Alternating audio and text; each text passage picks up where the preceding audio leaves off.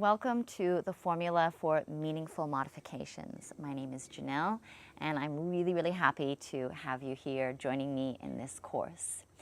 I wanted to just acknowledge your time and your energy, as I know there's probably a lot of things that you have going on and that you could have chosen to put your energy towards, but you chose to invest your time into this course. And I do want to acknowledge that because I understand that amongst all the variety that life has to offer, we're constantly making choices, right? Choices about what to prioritize and what to put our focus on. So I appreciate you putting your focus on this. We're going to go through some really great things, the formula and the foundations of providing meaningful modifications for your students. Now, a problem that I noticed when it came to modifications and the things that I learned and how I was instructed to adapt asana for my students was that it wasn't necessarily considerate of the student. And this is something that we're going to discuss. And also, it was more so aimed at the shape or the look of a pose as opposed to the purpose of a pose. And the final thing that I noticed was an issue was the fact that it wasn't necessarily within the right context of that class. And I just felt like I was at a loss for how I could help my students. I was only able to offer them this one thing or these couple of different things or modifications, but I could tell that the student seemed kind of defeated sometimes. They maybe didn't feel included in the class, and I felt very inadequate not being able to help them. I wanted to be able to be more of an assistant to them, but what I was doing was just kind of giving them whatever I got, and that was it. So I would like to share with you what I have shared with many other yoga teachers is this formula that I have really seen be incredibly beneficial, not only for you as a teacher and your confidence and your certainty, but it's a co-creation and it's a co-collaboration with your student. So then what happens is you begin to present things in a way that is actually much more considerate of your student and their needs, their intentions as well. And for me, that is one of the biggest considerations that I would like to include, and I do include in my classes, is what my student actually needs, rather than just kind of putting them in this box, in this container of everyone needing the same thing, and I have this pose and you can do this variation, or you can do these 3 variations if you can't do this one, and then that's kind of it. I want to be able to give you these tools that I have used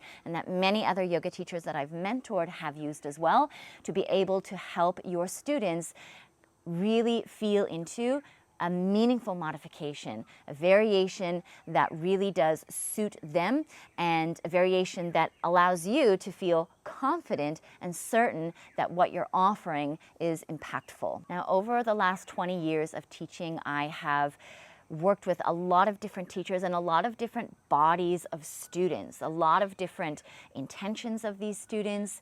And what I have found to be one of the most interesting things when it comes to modifications is that we have a lot of these kind of universal or blanketed modifications that we're just throwing to our students without actually determining what it is that we're trying to achieve within the actual pose. We're really missing out on a lot of these contextual things that make a massive difference in being able to offer meaningful modifications. And I'm sure you have felt that you have given a student a modification, or you've given them a few options, and you know what?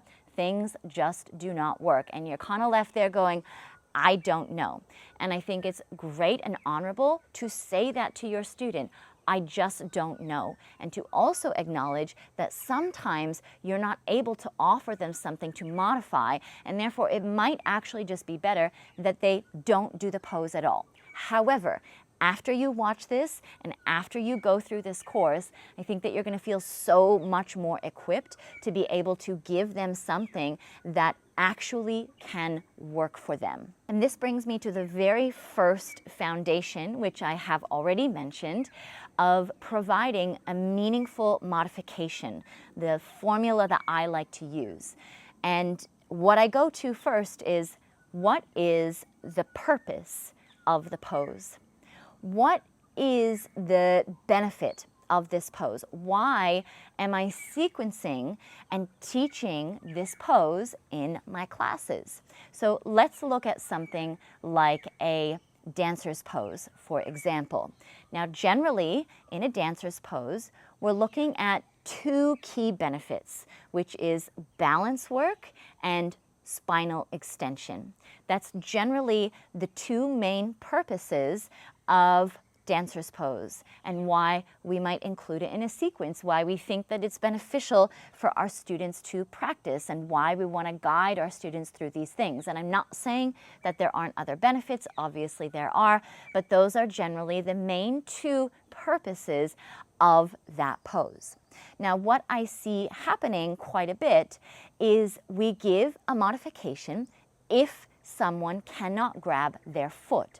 And the modification might be that they just put a strap around the foot and then they hold on there. Now, with this type of modification, I can understand why we would do it. Yes, we want to help our student to connect their hand to the foot, and we do that by lengthening the arm with a strap. However, what I often see happening is that the student is no longer engaging in the back-bending spinal extension purpose of the pose, and they're just now focusing on the balance.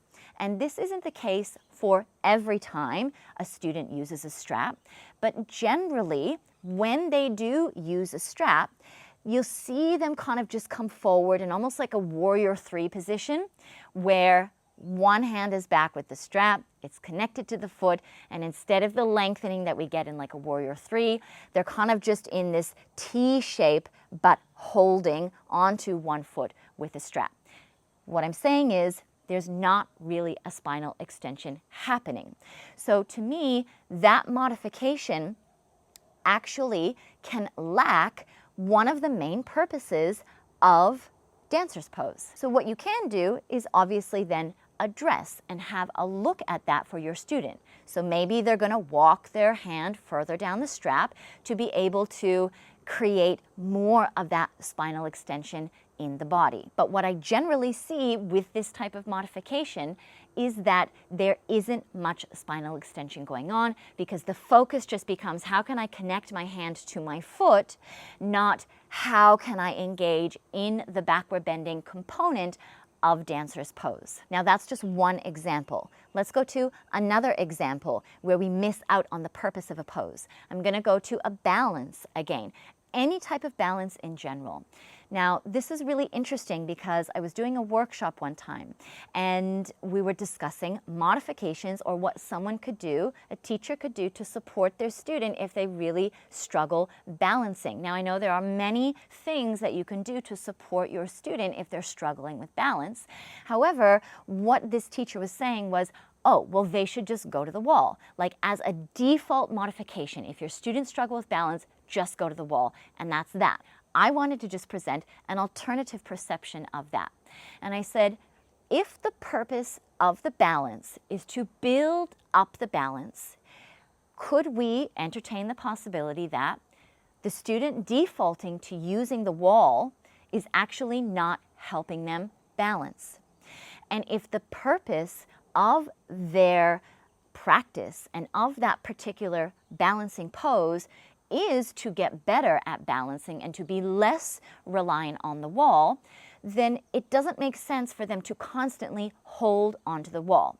Now, what we can encourage them to do is to have the wall close by, to touch on it if needed, and to pull the hand away. However, even that, what is really helping balance is our wanting to not fall over. And that's what helps a lot of these stabilizer muscles to switch on. So even if a student has a wall close by and they're not holding onto it the whole time, but they're just kind of tapping it and then letting it go, the purpose of what they're doing and the balancing component of it is actually not being able to be improved over time as much as if they were away from that.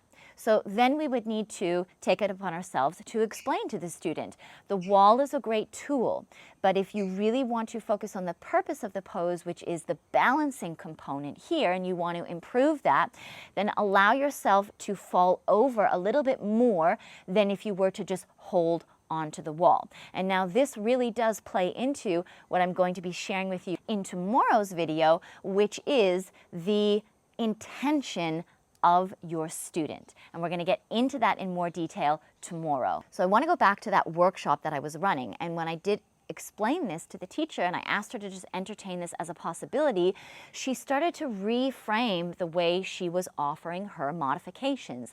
And instead of just looking at a default response, it was actually looking at what is the purpose of the pose that we are teaching. And that is the primary foundational component to offering meaningful modifications. So let's look at another example. Now, this is an example that might be a little bit extreme, but it does happen quite a bit. Let's say in your class, you are sequencing and you're offering up the option for a crow pose. And what you say is, if crow pose isn't in your practice, you can just do child's pose.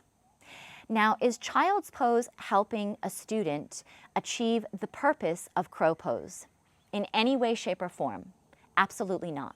There is absolutely no way that a child's pose is going to assist a student in working gradually and progressively towards a crow pose. So although this example might sound kind of extreme, it actually happens a lot where we're not really sure what to offer someone or how to progress them towards a particular pose if they can't do that full pose. So we end up offering them a modification that has absolutely nothing to do with the purpose of the pose at all. And this is why it's so incredibly important for you to examine the purpose of the pose that you are teaching. What is the reason that you chose to offer that to your students? And then when you can begin to formulate a modification for them, an alternative, a variation for them that still helps them achieve the purpose of the pose, work towards the purpose of the pose, and gradually, progressively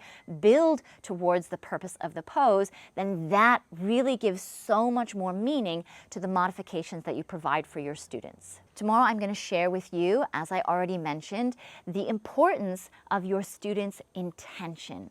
What is it that they would like to achieve? What is it that they're wanting to gain from the pose? Which element of the pose is something that they want to work on? And this, again, is another really important component to the formula of generating meaningful modifications for your students. So I'll see you in tomorrow's video. I look forward to it.